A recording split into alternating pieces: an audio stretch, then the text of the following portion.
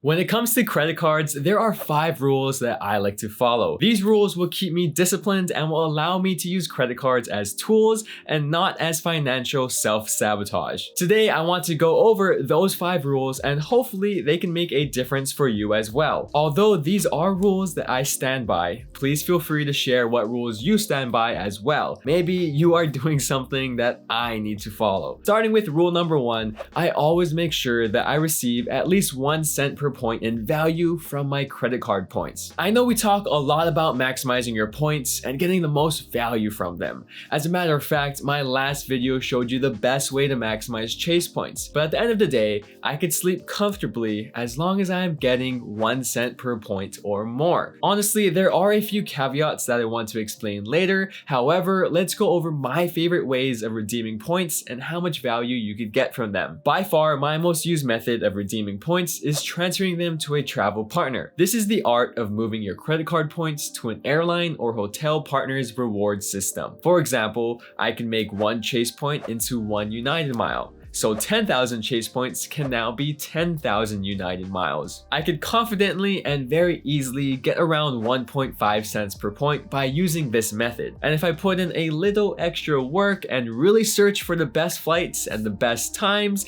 I could get over 2 cents per point. You can do this too, especially if you watch the video that I talked about earlier. Sometimes what I like to do too is buy an economy flight with cash and then use miles to upgrade that seat to first class. I would still be able to get more than 1 cent per point, but with this way, I am using less total points. After all, I am only paying for an upgrade with points as opposed to the entire flight with points. You could also redeem your points for things like cash back or gift cards, but make sure you are still receiving at least 1 cent per point, because redeeming for cash back with Amex points will actually give you a poor value, like around 0.6 cents per point. But on the other hand, if you use Chase points for cash back, you will get that 1 cent per point that you should be aiming for. Now here come the caveats. Some cards, specifically co-branded cards, will give you limited redemption options that you may not hit 1 cent per point values with. The Chase Amazon Visa card is a Chase card, but it does not earn you Chase points, and it also has less redemption methods than your typical Chase card. Luckily, you can use the points from your Amazon card to pay for Amazon purchases at a 1 cent per point value. But then you have cards like the Hilton credit cards from Amex. Just like most co-branded cards, the Hilton cards will earn you Hilton points and have limited redemption options. And unfortunately, Hilton points on average are worth less than 1 cent per point. That means it is significantly harder to earn 1 cent per point of value with Hilton points compared to other points such as from Chase and Amex. With my Hilton points, the only viable method to achieving a higher redemption value is to use those points to book Hilton stays. The only problem is finding a hotel, room rate, and time of year that will all work out for me and still earn that coveted 1 cent per point value. So that means honestly, most of the time with points like from Hilton, I do not hit that 1 cent per point goal. Before moving on to rule number 2, if you're redeeming your points, I would highly suggest making sure you too are receiving at least 1 cent per point of value. If not, you are not maximizing your credit cards and your spend. Rule number 2 is to always get positive value from my annual fee credit cards. Although I do have valuable no annual fee credit cards, some of my favorite cards will have an annual fee. These annual fees range from $95 per card to almost $700 per card. But no matter what the annual fee is, I will get positive value from that credit card. Probably the 3 best and maybe only real ways of getting value from your credit cards are through their benefits, credits, and multipliers. The benefits and credits portion is the easiest to justify. If a card offers $200 worth of annual credits and the annual fee is $150, boom, positive value of at least $50 every year. Same with the benefits. Does your card have a free night award? If so, you should easily be able to find a hotel room for at least $150 to $200 to use that award on every year. Or if you could use the free night award at any hotel in the hotel chain, you could go for those high-end rooms worth at least $400 a night. Either way, those free night awards can give you a huge chunk of value every year to help justify that annual fee. Other benefits such as lounge access though may be slightly harder to quantify. An easy way to put a monetary value on those lounge visits is to add up the food and drink that you will consume at lounges and then compare them to what you would have paid elsewhere. Let's say you eat one meal and one alcoholic beverage every time you visit an airport lounge. Conservatively speaking, that meal would cost you at least $12 and that drink would have been another $10 if you bought it somewhere else at the airport. That means each lounge visit is worth $22. And if you visit a lounge both going to and from your destination, that means you receive $44 of value each trip. Then multiply that number by how many trips you go on in a year. That final number will then help justify your annual fee. If you do have cards with benefits and credits, I would highly suggest trying out MaxRewards, which is the sponsor of this video. That's because with MaxRewards Gold, you can view which benefits and credits come with your credit cards, and you can then automatically track them throughout the year. So if you are having trouble remembering to use a benefits or credits, you can rely on MaxRewards to help you out a bit. Or you can use MaxRewards Gold to automatically activate all of your Chase and Amex offers and never miss a deal again. Otherwise, you could use the MaxRewards app to keep track of your spend and rewards across all of your credit cards. To try out 1 month free of MaxRewards Gold, use the download link below or the referral code Chase Yokoyama. But before I even pay a cent in annual fees, I listen to rule number 3, which is never get a card that I can't hit a sign-up bonus on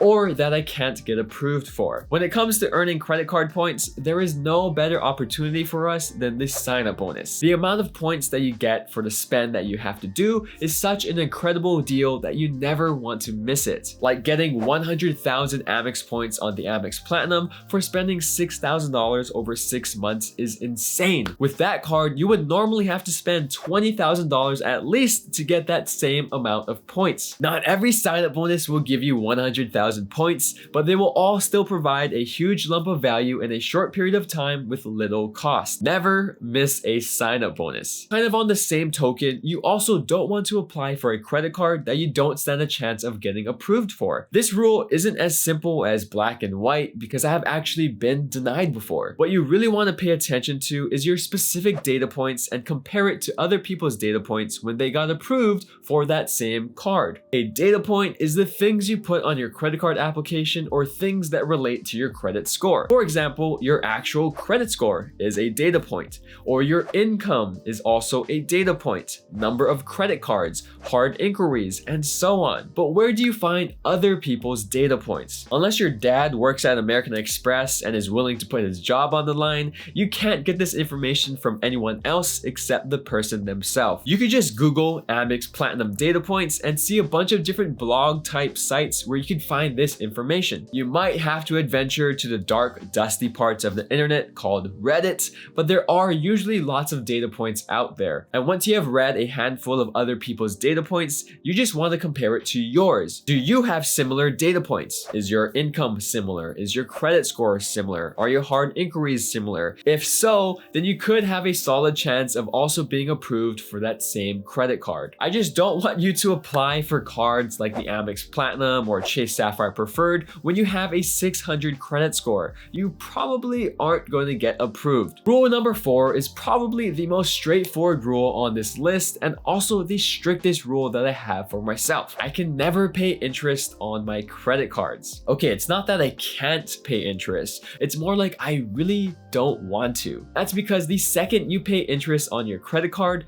you lose the game. Credit cards have probably one of the highest interest rates out there. With mortgages, a 7% interest is high. An inflation rate of 9 to 10% is high, but with credit cards, an interest rate of 20% is normal. There are even some cards with interest rates over 30%. I know that mortgages, credit cards, and inflation are all very different from each other. A 20% interest rate on a $500,000 mortgage is insane, and most credit card debt is probably just in the thousands for one person. But take a look at this. Out of all active credit card accounts in the second quarter of 2022, 53% of them have carried a balance at some point. That means more than half of you has paid interest on your credit cards. Okay, actually, if we're being real here, those people probably aren't watching credit card videos on YouTube. Also, what state do you think has the highest average credit card debt in the United States? Is it California?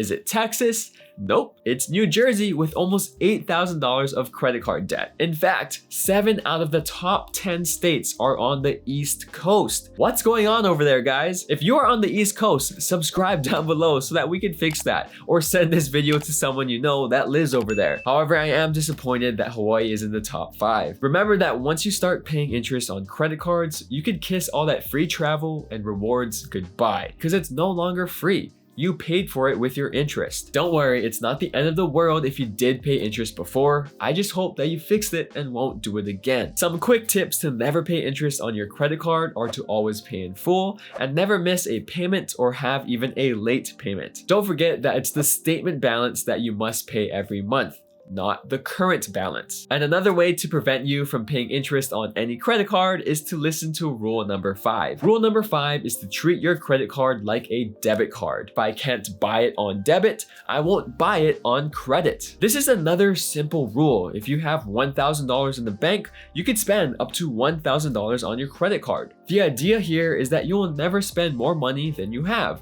Thus, you should be able to pay your card in full every time and never incur any interest or credit card debt. Of course, this becomes tricky if you own a business or if you live paycheck to paycheck. Those are my 5 unbreakable credit card rules. They work for me, so maybe they could work for you. Again, please let me know if you have any other rules that you follow by commenting them down below. Or you can learn what 5 credit cards should always be in your wallet by watching this video here. Other than that, thank you guys so much for watching, and I'll see you in the next one. Shoots!